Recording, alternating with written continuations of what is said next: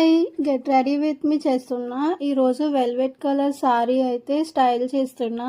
Quality అయితే చాలా సూపర్బ్‌గా ఉంది. సారీ అయితే నాకు చాలా బాగా నచ్చింది.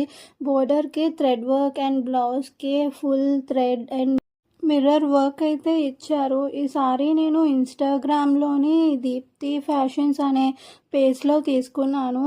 Contrast ear rings and watch and single బ్యాంగిల్తో అయితే స్టైల్ చేశాను. సారీ ఎలా ఉందో కామెంట్ సెక్షన్లో కామెంట్ చేసేయండి.